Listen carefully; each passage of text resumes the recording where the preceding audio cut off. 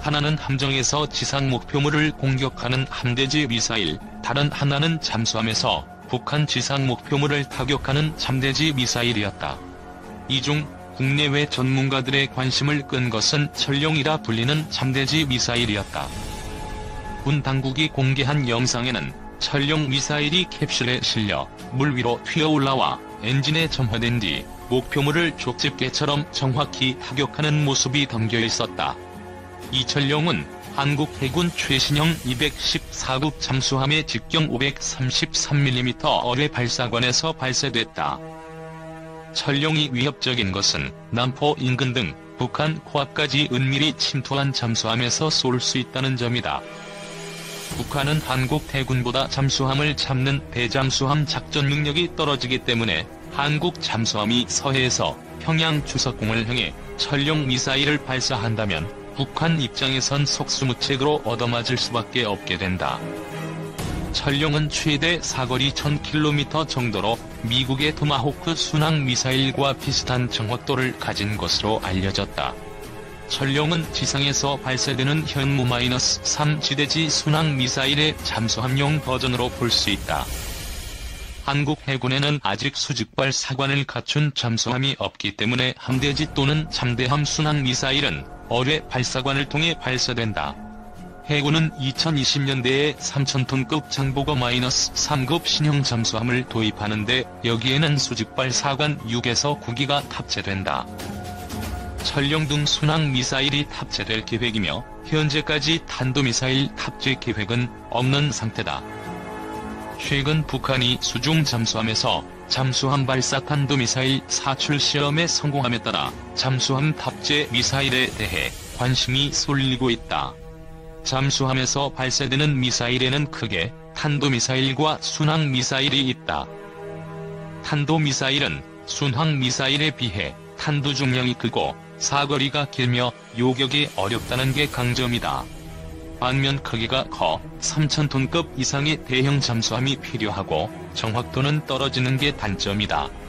순항미사일은 정확도가 높고 크기가 작아 2000톤급 이하의 잠수함에도 탑재될 수 있다는 게 장점이다. 하지만 속도가 탄도미사일에 비해 느려 요격이 가능하고 탄두 중량도 적은 경우가 많다. 북한이 이번에 공개한 북극성은 SLBM이고 한국이 배치한 천룡은 SLCM이다.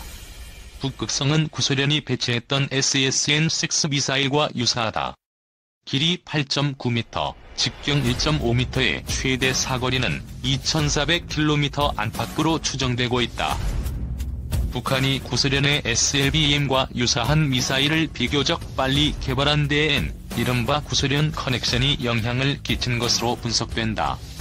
1980년대 말 구소련이 붕괴되면서 상당수 핵 및 미사일 기술자와 기술이 북한으로 비밀리에 유입됐는데 이때 구소련 SLBM 기술이 북한에 들어왔다는 것이다.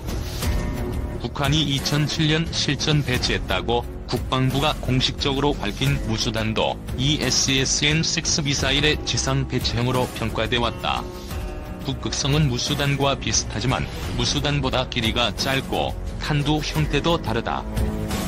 이 때문에 북 SLBM 개발 완료가 예상보다 빨라질 수 있다는 관측도 나온다. 국방부는 북한이 앞으로 대기권 재돌입 비행시험 등 넘어야 할 산들이 남아있고 4에서 5년 정도 뒤에야 실전 배치될 수 있을 것으로 전망했다. 하지만 북한은 이미 북극성의 지상 배치형인 무수단을 실전 배치한 상태이기 때문에 큰 어려움 없이 비교적 단기간 내에 북극성 개발을 마칠 수 있다는 것이다. 한 전문가는 북한이 비록 아직까지 무수단 미사일의 시험 발사를 하지 않았지만 실전 배치까지 한 데엔 이란 커넥션을 활용해 이란이 시험 발사를 대행했을 수 있다며 북극성 개발이 국방부의 예상보다 빨리 끝날 가능성에 대비해야 한다고 말했다. SLBM은 보통 핵탄두를 탑재해 적국의 전략 목표물을 타격하는 전략미사일이었다. 핵탄두 SLBM을 보유, 배치한 국가는 아직까지 미국, 러시아, 영국, 프랑스, 중국, 인도 등 6개국에 불과하다. 본격적인 SLBM은 1960년대 들어서야 배치됐는데 미국의 폴라리스 A1 미사일이 그 원조다.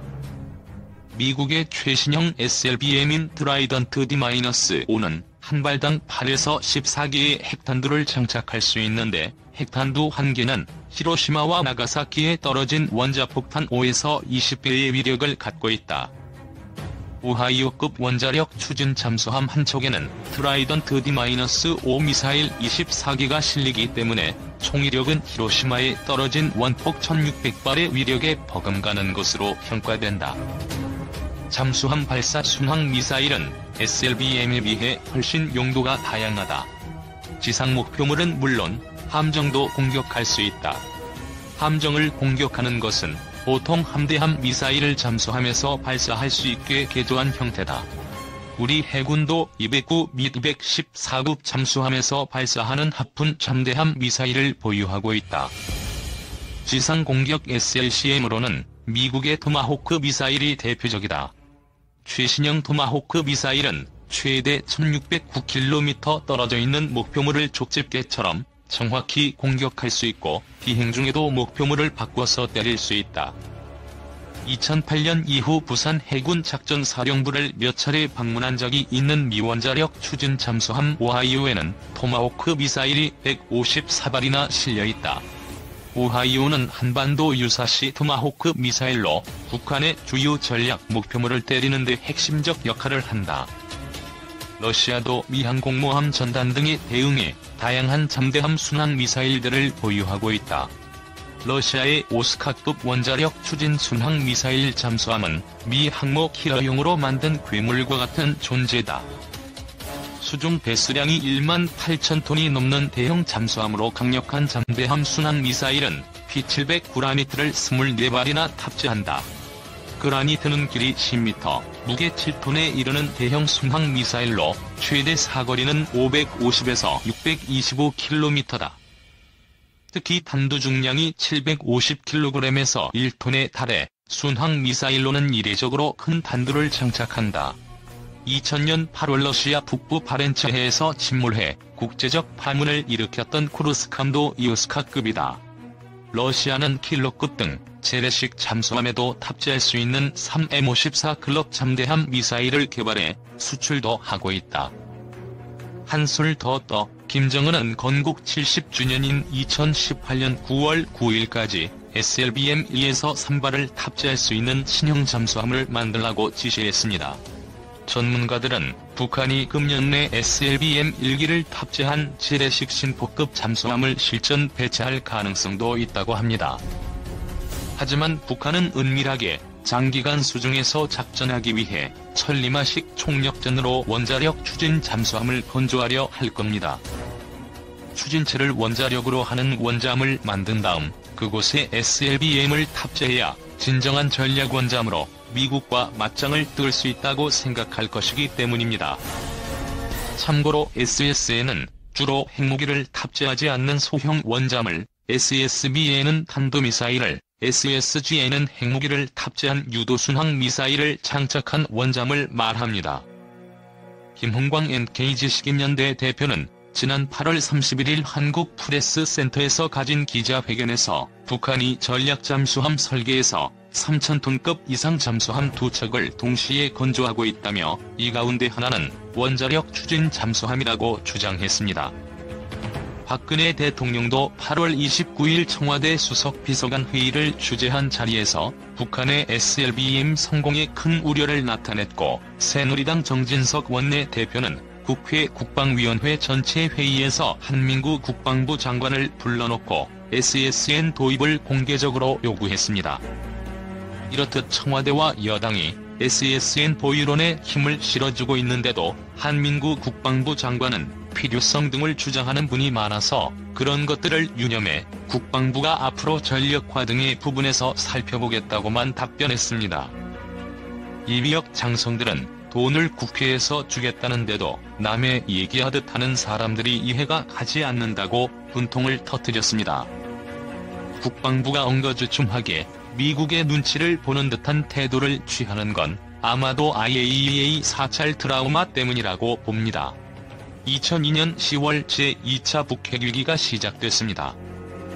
2003년 원자력 잠수함 사업이 출범하고 나서 2003년 9월 IAEA가 우리의 우라늄 농축을 사찰하는 일이 벌어졌고, 이듬해 일간지에 그 사실이 보도되자 군 수뇌부는 패닉에 빠져 사업을 철회했던 것입니다. 자라보고 놀란 가슴, 소뚜껑 보고 놀란 격이라고 할까요? IAEA가 우리의 원잠 건조 계획에 대해 문제를 삼는 것이 아니었고, 더군다나 미국도 한국 정부에 관여하지 않았는데 말이죠. 이 대목에서 한국형 원잠 건조 사업, 즉 362 사업에 대해 간단히 언급해야겠습니다. 노무현 정부 이후 새로 구성된 군 수뇌부는 김대중 정부가 수립한 잠수함 계획을 전면 백지화해 3,500톤급의 디젤 추진 중잠수함 독자 개발 계획을 세웠습니다.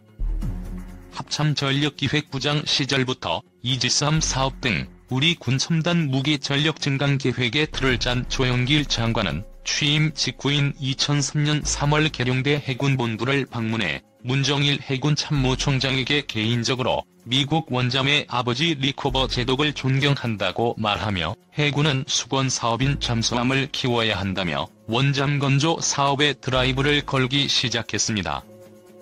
국방부와 해군은 3조 5천억 원을 투입해 2006년부터 개념 설계를 마친 후 2007년부터 건조에 착수해 2012년부터 2에서 3년 간격으로 세 척을 실전 배치한다는 계획을 수립해 청와대에 보고했습니다.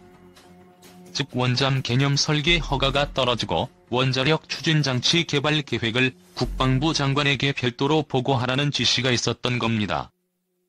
조영길 전 장관은 기자에게 원잠 추진 계획을 지시한 경위를 이렇게 설명했습니다. 그는 북한이 NPT를 탈퇴하면서 1차 북핵 위기가 발발하자 당시 합참전력기획부장으로서 군 전력 증강 사업을 전면 수정할 수밖에 없었다면서 원자력연구소, 국방과학연구소와 협력해 3,000톤급 원자력 잠수함 건조 사업에 착수해 2008년 9월 실전 배치한다는 계획을 수립했다고 증언했습니다. 조 전 장관은 1994년 국방부는 480억 원의 원자력 잠수함 개발용 비밀 예산을 편성해 원자력연구소와 ADD에 전달했다면서 이에 맞춰 1300km 사거리의 잠수함 발사용 순항미사일도 개발했다고도 했습니다. 해군 ADD 원자력연구소 원잠 개발 참여.